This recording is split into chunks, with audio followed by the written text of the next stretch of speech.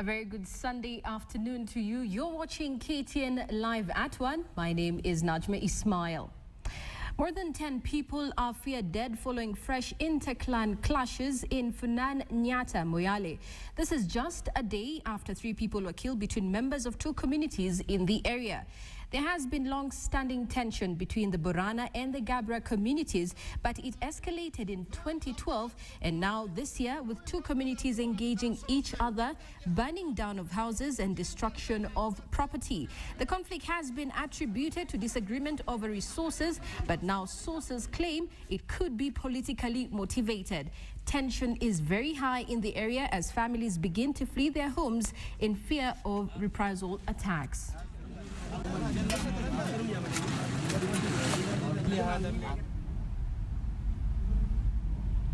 Moving on, CIS Senator James Orengo has questioned the legality of summons issued to the JSC by the Parliamentary Committee on Legal Affairs over the suspension of Judiciary Chief Registrar Gladys Sholay. In a few twists to the saga, the Senator has said the committee has no powers to interfere in the JSC's work, and even if it was transpiring, it is unpalatable. KTN's Fred Omulo has the details. The can of worms that the JSC opened Monday continues to spew out more complexities as leaders across the board weigh in with their views. We condemn without reservations the Committee of Parliament dealing with the Legal Committee in Parliament for summoning the Judicial Service Commission. It has no powers to summon an independent institutions within the separation of powers doctrine. The separation of powers between the arms of government ideally forbids Parliament from tampering with the judiciary's internal processes, raising questions on the validity of the summons and the hearings held this week. And we are saying this because there are other people who have been sacked, not just being investigated, like Odongo. He was stopped or terminated his services in NSSF, Ayeko, in the Rural Identification Authority. The Chief Registrar Gladys Sholay has already challenged the matter in court, with a hearing soon to determine whether her suspension and subsequent developments were legal. From Kisumu City, I am Fred Omulo. Intricate subject of Luhya unity has again resurfaced, with the leaders from Western Kenya now engaging in a fresh push to strike common ground. During a burial ceremony for former Lugari MP Cyrus Jirongo's elder brother in Likuyani constituency, there were accusations and counter-accusations as leaders took stock of the outcome of the March general elections. Will the elusive Luhya unity ever be realized? Watu tayari Wamala yuko hapa, nafikiri ameanza practice. Sijui Mudavadi pengine anaendelea na practice. Jirongo mwenyewe ananiambia, nimesikia na masikio yangu, ameanza practice. Na pengine wengine wataanza practice. Muwaangalie vizuri, wafanye practice. Yule mwenye atafuatwa na Waluhya sio mwenye atakuwa akizungumza kwa matanga kwamba anataka kuwa rais. Ni yule mwenye ataonekana kutoka Nairobi kwamba anaweza kulinda Kenya, Wajaluo wakiwamo, Wakikuyu wakiwamo, Waluhya wakimamo ndani yake. Na museme sisi wakati huo tutafuata huyu. Na mwengu na mweke kura yenu katika debe moja. Leo nataka niwahakishie ya kwamba inawezekana, and we can talk to each other, and it's possible we can agree in 2017 tutoe a single presidential candidate. Mtu asikwambia haiwezekani. Napoleon Bonaparte once said the word impossible only belongs in a fool's dictionary. Mtu asije aseme it's impossible Waluhya kuungana. Inawezekana, and I'm here to testify that it is possible. Tukiweka nia yetu pamoja maanani, hata mwaka wa 2017 inawezekana. Na hiyo umaskini pia tutamaliza kama tuko uongozini. If we are not there, we don't claim those resources. We have no access to them. An order has been given to land grabbers who have encroached land that belongs to the Moi International Airport in Mombasa to vacate immediately. Transport Principal Secretary Nduva Muli says the encroachment has affected possible airport expansion. Muli, who gave the stern warning, was leading a high-power delegation on a regular inspection exercise of the Mombasa-based facility to ascertain airport safety, security and efficiency. About 20 to 30 acres of the total 500 acres of the airport land has been hived off illegally. He also said that the Kenya Airports Authority, that manages all classified airports in the country, has full control over all land belonging to airports.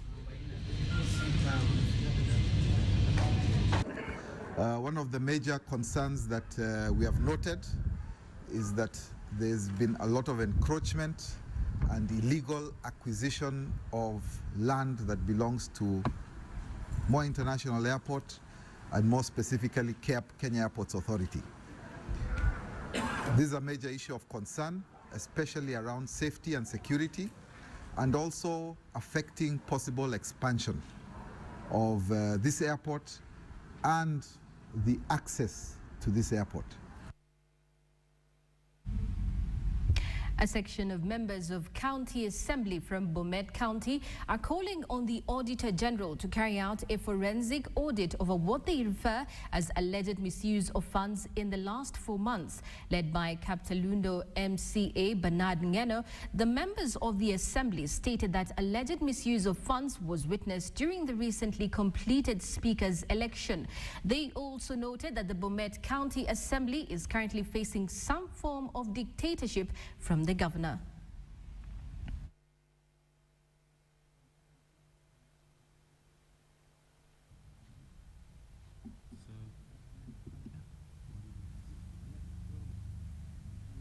Within a period of less than 4 months, 2 assembly clerks have been sacked alongside others without following a due process. 2, Chief Whip and the leader of majority have been threatened to have them get stripped of their position by failing to support the speaker who was fronted by the governor. This one, we urge the URP party to intervene so that we save the situation over the issue. The governor also is threatening to move around the county, making those MCAs who may not be yielding to his demand unpopular. And that, we call it dictatorship.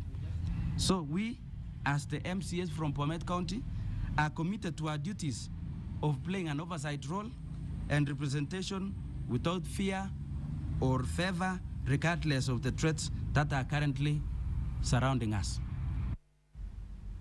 Students from various secondary schools across the country participated in the Dreams Come True competition, an initiative that seeks to discover talents among young people and reward them with scholarships. Sharon Momanyi attended the colorful event and now reports.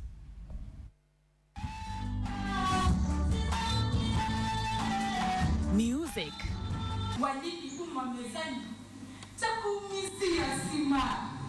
Poetry. Paintings and drawings, and fashion too. It was a vibrant, entertaining night, the apex of all things art, as students from high schools across the country met to stage their talents in a competition that would see the 3 best performers out of the 20 categories of the Dreams Come True competition get scholarship for their high school education. Our county offices is where now we are able to get the list of the schools. Then we just samples, because we are doing seasons.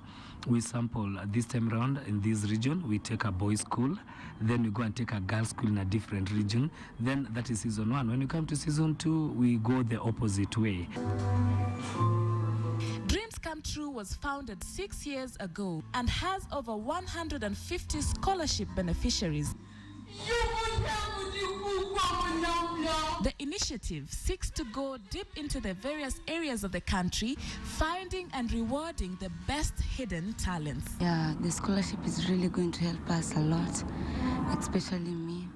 The person who pays my school fees is my uncle. Sometimes he does not have money. I have to go out for school fees. I stay at home.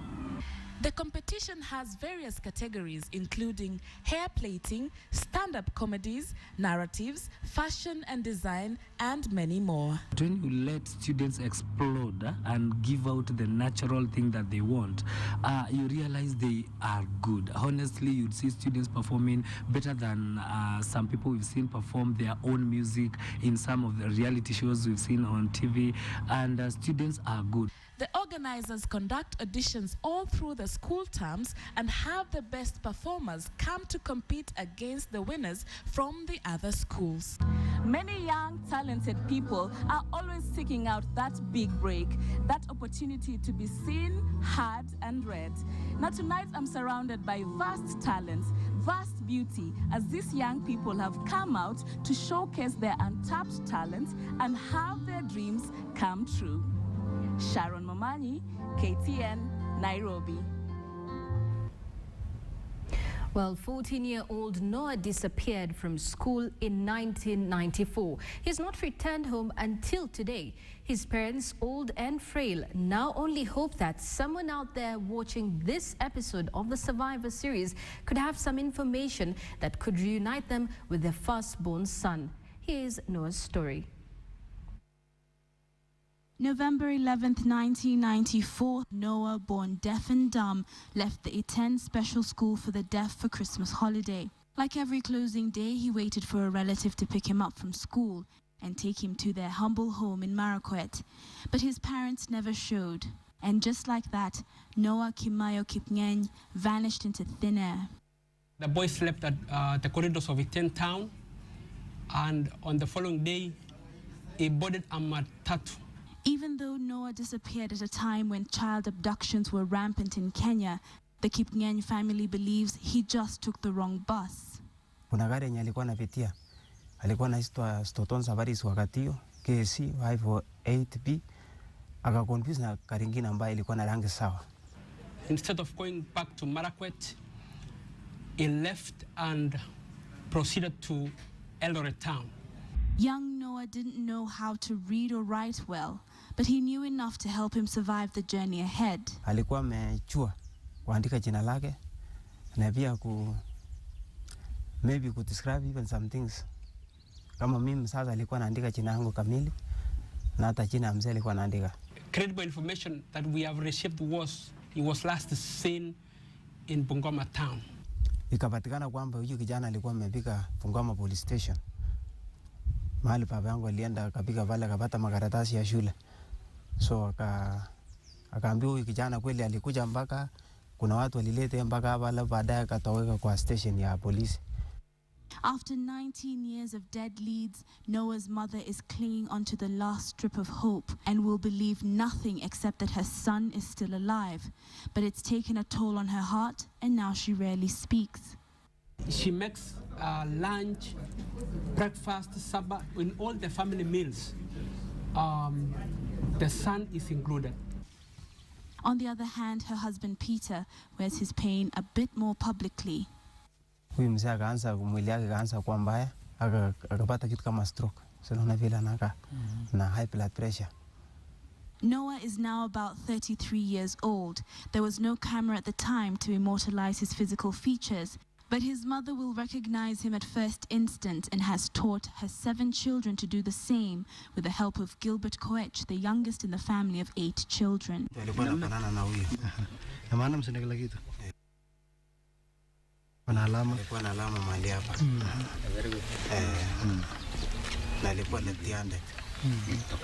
Kipchumba started a Facebook campaign to find Noah. Resources may be limited to transverse the country looking for him, but with most Kenyans on social media, people on Facebook might provide new leads.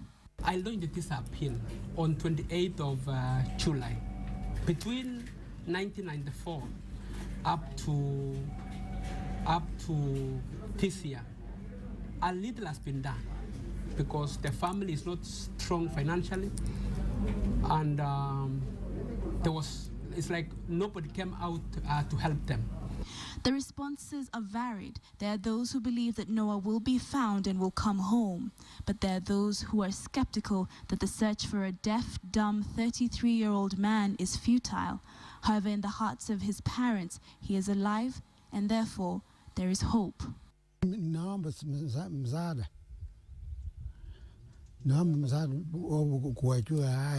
want to see their son before they close their eyes in death. Noah could be anywhere in the country, and he might even have a family of his own by now. It's been 19 years, and he may have forgotten how his family's faces look like, or even how his mother's voice sounds like. But his parents want him to know that they never stopped looking for him, and they never will. Catherine Omwando for the Survivor Series. Well, you have been watching KTN Live at 1. My name is Najma Ismail. Enjoy the rest of your viewing.